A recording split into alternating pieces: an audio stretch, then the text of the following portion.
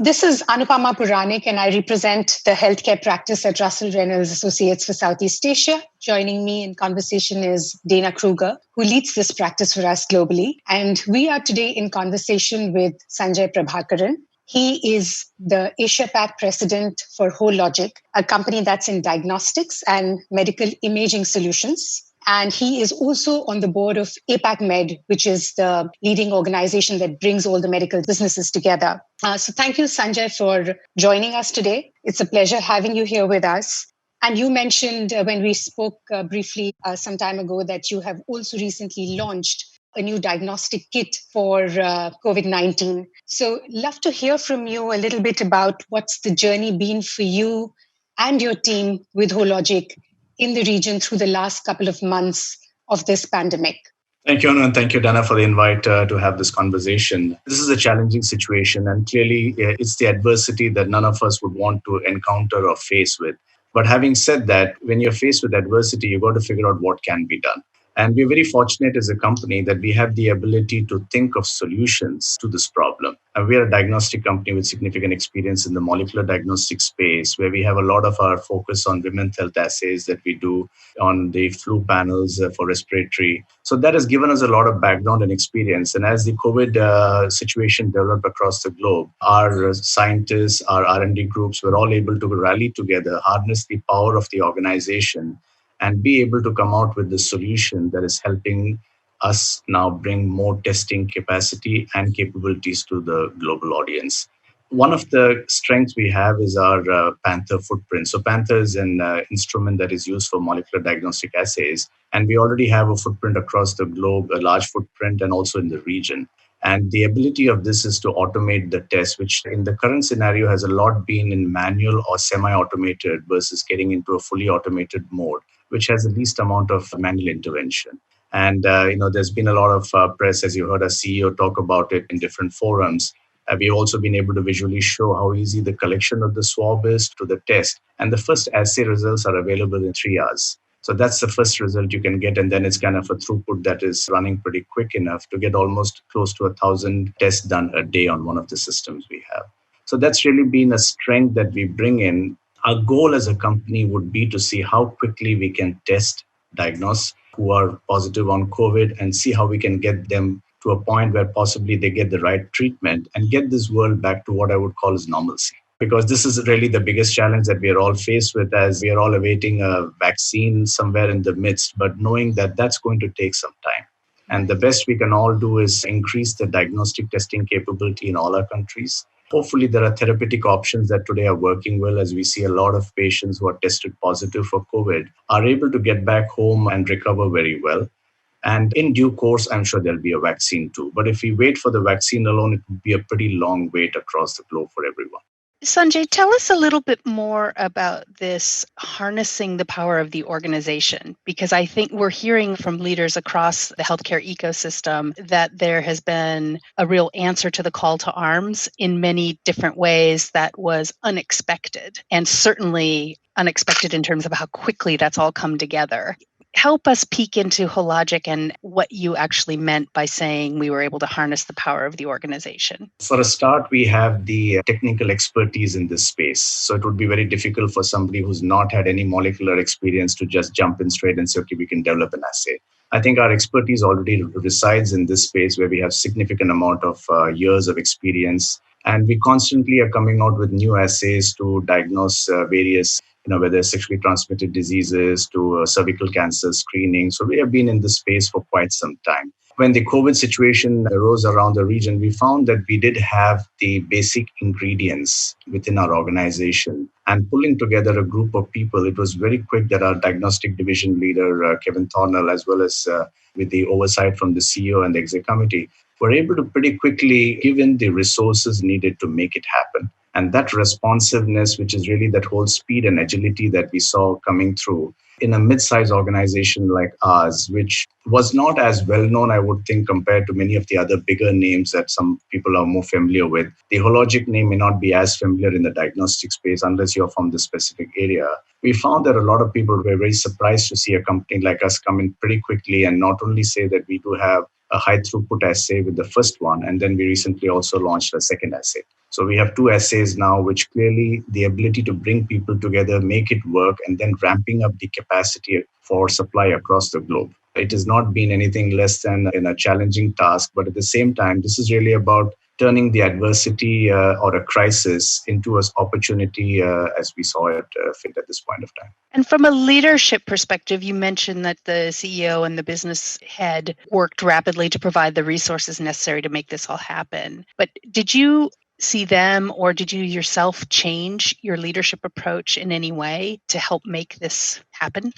For us, I think being at this part of the world where we are more on the receiving end of the beneficiary of what products we could make globally, but that's kind of more about the execution arm. So I can talk more from an execution element of once we have the capability built within the organization, it was really about how can we now execute this with multiple stakeholders across the entire geography. And we had to prioritize, we had to be very clear because we don't have a significant number of engineers out there for the number of capital installations we would need, the application support we would need. So we had to ramp up all those capabilities and also think of using in this time where travel is limited or restricted, pretty much to say, to make sure that we can utilize all the resources, but use a lot more of the non-conventional means rather than getting on a plane and going. To communicate, to make sure that our customers are enabled to get started, and pretty much operating from across multiple corners of the globe, we were able to bring our resources together to get our customers go up and running. So a lot of it, I think, goes back to the purpose with which all our employees operate and the purpose of the company, right? And that's something that we speak about, whether it's in good times or bad times. The reason why when we have a tough day, we say, remember the purpose, right? We are in healthcare, so that already is a very broader context of where we are. And within healthcare, we are in the diagnostic space. So our role as a company is to really detect breast cancer, cervical cancer earlier so that women can get a better option of treatment and hopefully increase the survival rates. So that's been overall the motto and the passion with which every employee comes to work. So the purpose resides up front. And that's why doing some heavy uplifting any point of time is because there's a clear purpose with which we come to work. We saw this virus in Asia first, right? How has that changed the way you've gotten your teams to work on this, give feedback to the rest of the world as an organization? And through that process, what kind of skills have emerged as needed for what we might be facing as a new normal going forward? Having been in the region, even during 2003 when SARS happened, that's again now showing my age, having the benefit of any past experience because SARS was very restricted to China, Hong Kong, Taiwan, and the Southeast Asia belt. So it was quite restricted compared to the COVID situation. But having had that experience previously, I've had some muscle memory to SARS. So when we started to see the early indicators from our China organization, and this was before the Chinese New Year, we did hear about, look, there is some situation developing here. And the more we heard it, we have an early warning indicator system where we track our top accounts and what goes on there. So we were able to pretty much quickly see that the volume drops were happening into hospitals. There were less people coming into the OPDs, and that means there's less testing happening. And so there were clearly warning indicators to us there is something going on here. Being part of the global leadership team, I'm able to bring that information up to the CEO, CFO, and the rest of my peers in the other regions. So they also get a first-hand information of what's happening on the ground. And we were all kind of understanding, okay, there's something happening here. Now, the question is how quickly will it spread across the globe? So the past experience, it was contained very well within a smaller geographic space with SARS. But with COVID, we started to realize that this was getting a lot more out of hand. So we had to then realize how quickly would we react to what was needed to be done to protect the organization, to protect the overall financials of the organization, and make sure we can nurse the organization back to health once the recovery journey starts. And that's been a lot of the focus, especially in these current months as we go through. But now China is emerging out of the situation. So as China has come out of the lockdown, our tracking shows us how the recovery is happening. And it is not the same across all in terms of the different segments that we operate in terms of screening. But we are seeing where there's automation and less human involvement, those areas are picking up a lot faster than where there's a human intervention still involved in a testing or a manual intervention of some nature where there's a physician or a technician needed. But things have started to progress well, and this progress is in the right direction.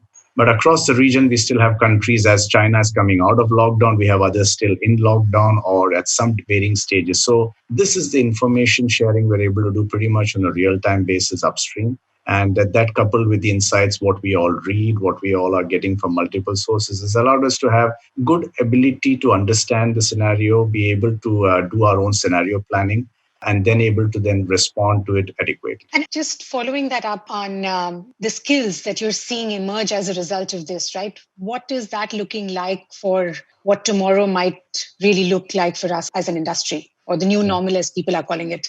Yeah, so the first, I think, is what I talk to my leadership team also. It's really about, it's about dealing with ambiguity. There is no template here which says this is what you do when this happens out. The start point of all this is, are you someone who's comfortable in dealing with this ambiguity that is going to be all around us? So how to deal with that? Well, let's start with focusing on what we know and what we can control. And that's at least something we can feel good and comfortable about. But there's still a lot out there that you cannot control. But what you can do is have adequate scenario planning, which helps you to prepare for the worst and hope for the best in that situation. So that would be one way of kind of thinking about what is emerging. Secondly, this is a great opportunity for leaders to grow and emerge. My friend, Professor Anjay Gulati talks about it. Crisis is an opportunity, right? And we have heard Saul Alinsky talk about this. Crisis is an opportunity. Never let go good crisis to waste, right? So this is really a chance for using adversity to become a better employee, a better manager, and a better leader.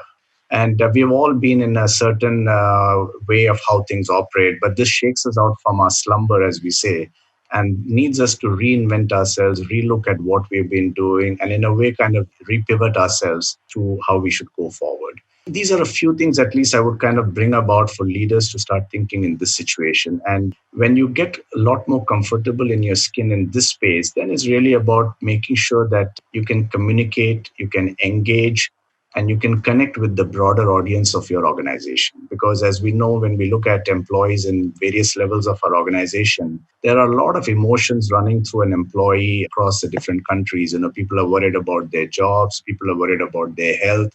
There are many multitude of challenges that they're faced with. So how do you connect with them enough to say that they need to feel confident about what you as a leader is communicating with them, presenting a very balanced view versus a very optimistic or a very pessimistic view? It has to be a lot more realistic, where you tell them what you know, what you're doing about it, and what you don't know.